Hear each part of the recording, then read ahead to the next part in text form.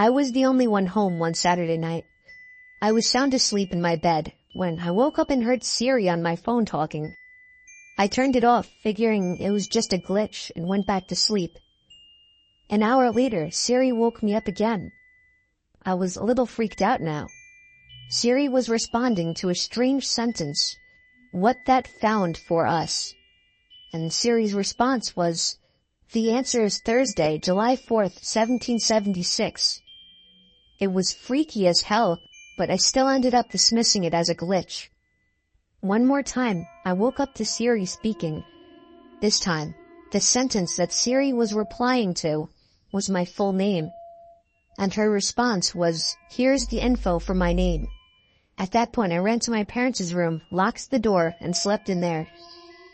I still have doubts of whether it was really just a glitch.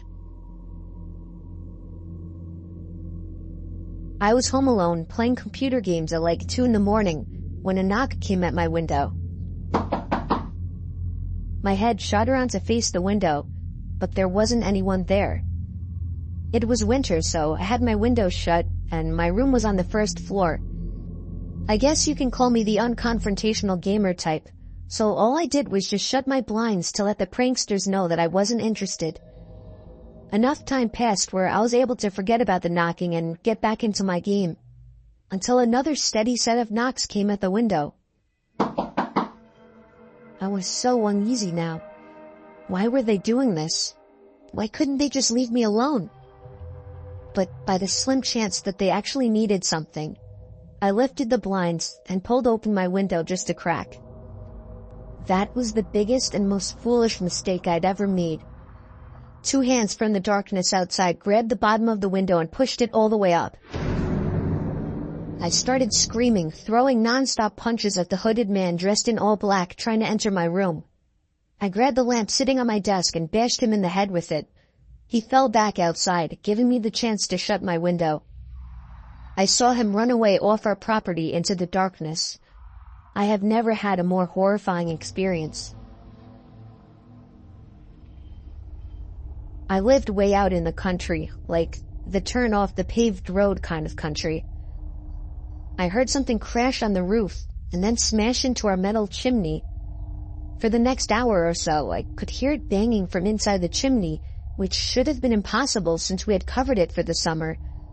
Then the front door started rattling as if someone was pulling on it, trying to get inside. I peered through the peephole but couldn't see anything. I finally threw open the door, and then everything stopped and went quiet.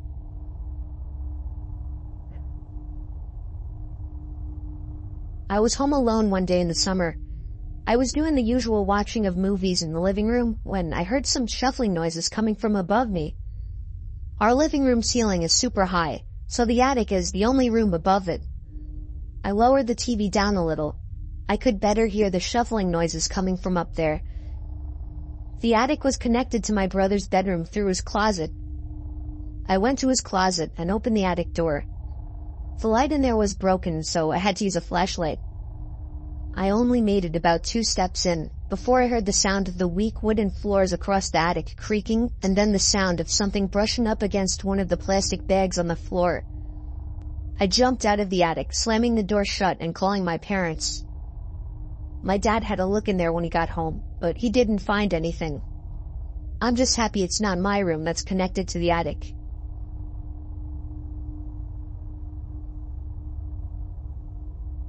Me and my dog Layla were home alone. I had the music turned up loud in my room, and yet I was still able to hear Layla barking like crazy at something. As I was leaving my room and walking downstairs, I heard Layla stomping down the basement stairs, still barking. I followed her, turning the basement light on. She was in an attack stance, barking at the closed door to the boiler room. I knocked on the door, asking if anyone was in there. Layla was going crazy at this point, jumping on the door, scratching it, basically trying to break it down. I decided that if something was really in there, I didn't want to see what it was. I dragged Layla by the collar all the way back upstairs and locked the basement door. When my dad got home, I made him check the boiler room, but on his way there, he saw that there was a ladder placed on the wall by the basement window, and the window had been smashed open. My dad called the police, sounding worried, but I didn't yet know what was going on. Turned out Layla was barking at an intruder, and that I should consider myself lucky that I didn't open that door. It was very common for me to be home alone at night, as I only lived with my dad, and his shifts would constantly shift from days to nights. This happened around the time my dad was doing night shifts. I would stay up really late on these nights watching movies. It's always taken me a long time to fall asleep, so after turning off the TV to go to sleep, I probably laid there for a good half hour. Then, I heard a toy fall over in my toy closet. It was nothing too suspicious, but it still creeped me out. But then the doorknob to my closet started to wiggle, until finally unlocking the door. I hid under my covers, not making a sound. It was strangely quiet for a good 2 minutes, so I finally peeked my head out of the covers. There was a figure standing next to my bed, looking down at me. I screamed at the top of my lungs and began hugging the wall behind me. The figure looked out the window and then just walked away out of the room. I stayed in that position for like an hour before checking if he was really gone. The front door was left wide open, so it seemed he had left. I didn't get a minute of sleep that night. This story is from the point of view of a 16-year-old girl. I used to have a boy living next door to me that was obsessed with me. His name was Joey. Every time I would go outside, Joey would come outside as well, as if he were watching me through his windows waiting for me. He was 17 and very weird, and he didn't seem to have any friends, as he was always home. I tried to give every sign possible that I didn't like this guy, but he wouldn't get the message. So I had to finally just tell him one day that I don't like him and to leave me alone. The look on his face that day is something that won't leave me. It was the kind of angry look a toddler gives their parents when they can't have a toy. Coming from a 17-year-old, that's much more disturbing. One night, my parents left me to watch the house. I was working on a school project when I felt my bed shift a little bit. I looked under my bed. I screamed as I saw Joey laying under my bed. I ran away while he tried to crawl out from under my bed. I ran to his house and rang the bell at least 10 times, telling his parents about it when they opened the door. Joey never came out of my house, so I called the police. His parents begged me not to, but I ignored them. The police found him still in my room and arrested him. Apparently, he admitted this wasn't the first time he had hid under my bed. They also found pictures of me scattered across his room. The most disturbing one was of me sleeping, and it was taken from inside my room.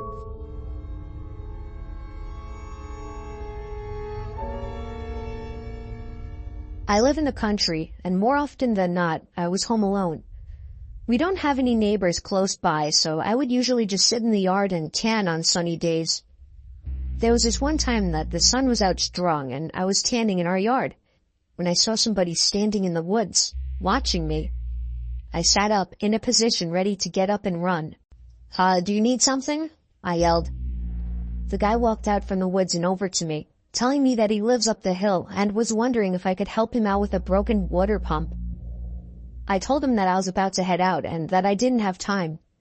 It was a lie, of course, but there was no way I was going with him. He walked off, back into the woods until passing a boulder, and I couldn't see him anymore. I was more creeped out than I'd ever been in my life. So with that, I folded my lounge chair up and went inside, being sure to lock all the doors and windows. You would think it ended there, but it didn't. About an hour later, I realized I forgot my sunglasses outside in the grass, so I went back out to get them. I made sure the guy wasn't anywhere in sight before going out there. It took me a little while to finally find my sunglasses, and as I feared, when I looked up, I saw the guy again. This time, though, he wasn't in the woods. He was kind of hiding behind our shed so that only half of his body was visible. I yelled that I was calling the cops and ran back inside to do just that. The cops came and took down my description of the guy. Fortunately, I've never seen him since.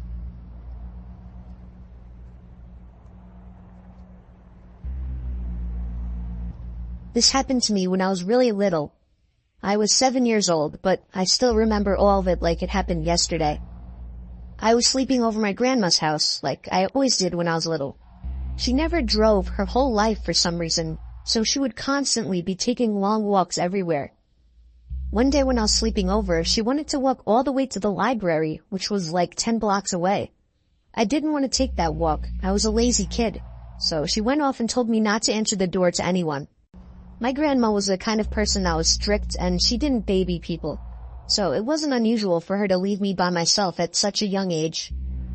Sometime while I was alone, the phone rang. I, being a dumb and curious little boy, answered it. It was a man on the other end. I remember he said, "Who is this?" I said, "Danny." "Are your parents home, Danny?" I said, "No." "So you're home alone right now, Danny?" I said, "Yes." "Where are you at right now, Danny? Do you know the address?" Somewhere in Queens," I told him. "All right, Danny, bye-bye now." He hung up. I don't even remember thinking twice about it, but the story didn't end there, unfortunately. I'd say almost an hour later, a knock came at the door. I remembered what my grandma said, so I remained on the couch. "I see you on the couch, Danny." My little heart sank. I noticed him through the window. He was on the porch, staring at me. He was a very creepy-looking man, all gray, ugly, and a fat beer gut. I told him to go away. "I got some candy in my trunk. Come on out, Danny." I ran to the guest bedroom that I slept in and locked the door. Moments later, I heard the back door being fiddled with, followed by banging and thumping as he tried to break down the door. By some miracle, I heard the loud voice of my grandmother as she yelled at him to get the hell out of the yard and that she's calling the cops. I watched through the window as the guy took off in his ratty pickup truck as my grandma tried to get the plate number. Unfortunately, she didn't remember it, but she still reported him and his vehicle to the cops. My mom never trusted my grandma to watch me again after that, but I still know that if she had arrived even 10 minutes later, God only knows what would have happened to me.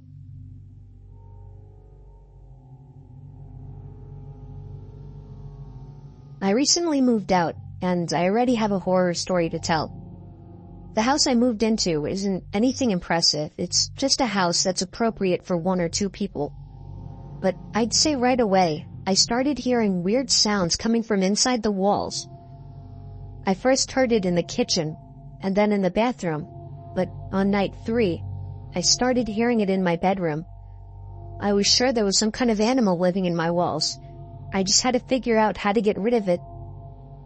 The next morning, I didn't even have enough milk to fill the bowl of cereal. I couldn't believe I hadn't realized I needed more milk. In fact, I seemed to be eating up all of my food pretty fast. I woke up in the middle of that night to the sound of breathing. Not my breathing. It sounded just like the breathing of a person. I flipped the lamp on and it stopped. I chalked it up as my mind playing tricks on me after waking up.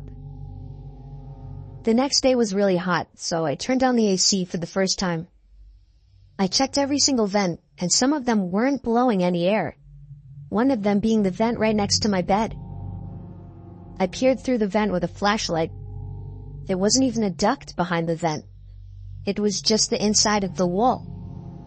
It seemed that whatever air duct was in there had been removed. Unfortunately, I didn't look into the air conditioning system while buying the house, so I didn't know about this. That night, I had to sleep in the heat with no AC, so I was up pretty late, constantly rolling around and flipping the pillow over. Then I eventually started to hear the breathing again, but this time I was fully awake. I knew it was real this time. It was coming to my left. I looked to my left at the air vents. The sound was surely coming from in there.